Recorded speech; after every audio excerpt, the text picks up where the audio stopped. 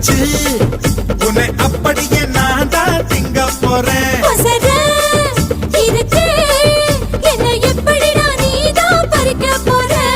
அணிலாக மாறினான் அழகாக தாவினான் அங்கங்க உன்